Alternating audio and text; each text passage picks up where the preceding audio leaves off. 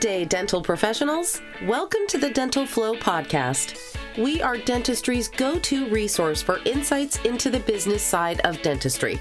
Your host, Benjamin Suggs, will be helping you navigate through the currents of the ever-changing dental waters. This podcast is packed with innovative practice growth strategies, actionable insights, and expert advice, all tailored to help you elevate your dental practice to the next level. If you're ready to dive in, so are we. Let's get into the flow. If you're not using before and after photos in your dental marketing, you could be losing out on hundreds of big cases for your practice and potentially hundreds of thousands of dollars in production for your practice.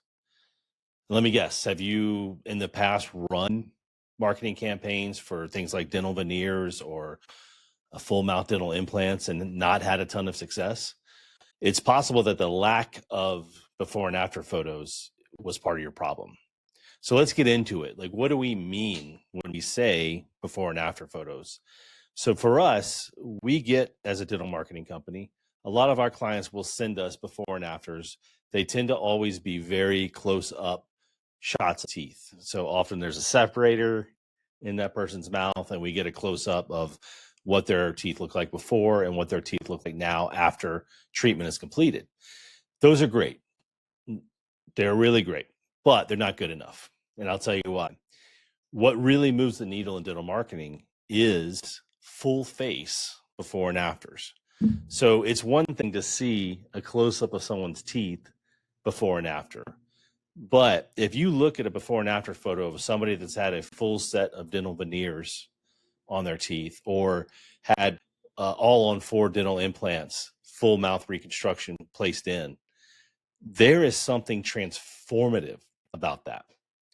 So there is something powerful about that, to see a picture of somebody who now, after spending a lot of money on this dental treatment, looks 20 years younger or looks way more like a successful person would look in our society.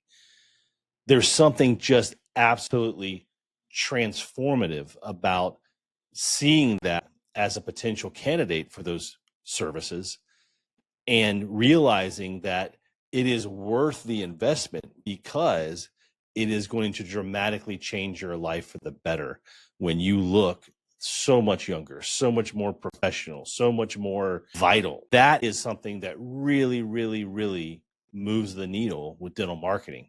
Now, again, close-ups are not, if that's all you have, that's great. Let's run with the close-ups. But even sometimes when we have a doctor send us a close-up of something they've done that they're very proud of, we'll look at it and say, well, another dentist will look at that and say, wow, great work. But your average person out there may not be able to tell the actual difference in the treatment that that person had had. So it really is in your best interest to, when you're getting before and afters, to really push and insist that you do full face. And I know it's harder to do. Absolutely. I know that patients are going to be more resistant to having their full face out there. But we have doctors that they believe in it so much that they'll even offer discounts. Hey, we'll give you a 10% treatment discount for your veneers if you allow us to do a full face before and after that we can share on our website, our social media, our ads that we run, share it across the whole world. And most people are going to take that deal, especially when you're spending, $30,000 plus on dental veneers. 10% makes a big difference. Now, there's a good chance that a lot of the doctors that we're talking about are probably pricing in the 10% anyway. I don't know. But either way, the fact that someone's willing to give a discount for a full face before and after of that level of money shows you that there is extreme value to use those in your marketing. So let me just tell you a quick story about 2 different dental startups that we worked with. And both of these were the 2 most successful dental startups we've ever worked with. I've been doing this for 12 years. We worked with well over 100 dental startups in that time. And these 2 absolutely blew it out of the water. One was very focused on full mouth, all on 4 fixed dental implant teeth restoration. That practice, they did about $1 million in their first year, their first 12 months of being open to the public. The second one was a much more heavily cosmetic focused practice that did a lot of veneers. And that practice did $1 million in the first 4 months of being open to the public. Now, the reason I bring these two up, I'm not trying to brag about success rates. Those doctors deserve most of the credit for that. And the reason is they both came to the table from day one with a solid set of before and after photos. And let me just talk about one of those cases, because what that doctor did was extremely proactive and interesting in how they approached this. So the doctor was working for one of the largest corporate dental chains that there is in this country, probably the largest, and had worked there for years and was doing a great job of producing a lot of good cosmetic work in those practices. One day, that doctor decided to go out and take a course over the weekend in dental photography. So they went to a course, they went through the full weekend, the tutorial, all that, the curriculum, and learned how to set up a camera with lighting, with everything you need to get a nice, beautiful close-up of someone's face for before and afters. They came back, they got their employer to agree that they could start taking photos of patients that they've done work on to start building a library of before and afters. That is what both of these doctors that I'm referring to did. They came to the table as a startup with a book of their work to start from scratch. And it made a huge difference in our ability to market their work, because we were able to just to show photos and say, hey, here it is. Here's somebody who looks completely different. They look 20 years younger. They look totally more professional. They look alive. They look happy, everything, just by one photo of a before and after side by side. So having that full face conveys that, so that your job of selling your dental services to a prospective patient become much, much easier, because your photography is doing it for you. And I, again, just to reiterate, bring those two up because I can tell you their success was largely dependent on the fact that they had those cases to show the public from the start. So I think that illustrates our point. The flip side of that, to be honest, is I've had clients that I've worked with for almost over 10 years now, and they still have not provided a before and after photo in that entire time. So I guess you as a dentist, if you're listening to this, you kind of need to decide which one do you want to be. Do you want to be the doctor that is getting patients to agree to do these full face before and afters and getting more cases in your door? Or do you want to be the doctor who's just not ever going to get around to, whether it's building up the confidence to ask or whatever it is that's a limiting belief potentially that's stopping these dentists from trying to get full face before and afters? Whatever that is, try and address it to yourself and figure out, how do you go from this day forward to be the type of dentist that is going to have your casework full face, prominently displayed on your website, in your advertising, in your ads, in your social media, all everywhere across the board. And we often take those photos and we make videos out of them as well. And we put those out there as video before and afters as well. There's another component to this that I want to touch on real quick before we sign off. And that is that we also work with doctors who are starting this process right from the beginning. So the first cosmetic consultation that the patient has, one of the first things they do is they bring them in and they take them into a photo booth and they do a before and after. They take the next step. They take that before photo. They take that before photo and they run it through what are now multiple apps out there that you can get at a relatively inexpensive monthly fee.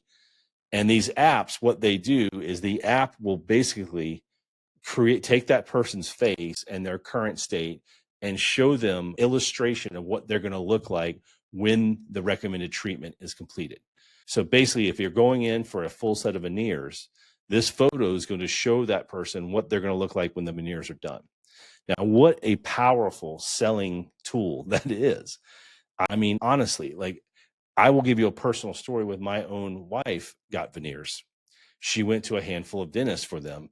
And our dentist, was our traditional general dentist that also does cosmetic, she went to them and they gave her a printout page with itemized pricing on everything that will cost for this case of veneers. That was it. Boom, a piece of paper.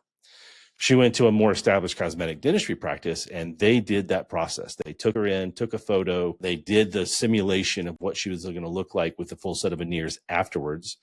And they gave her that in a beautiful folder with information about the practice, with information about the treatments, and even a little magnet that she could put on the refrigerator and hang that picture of herself up there. Now, what a powerful thing. Now, as we're looking at the cost of this treatment, we're also looking at this photo of what she was going to look like after this treatment was completed.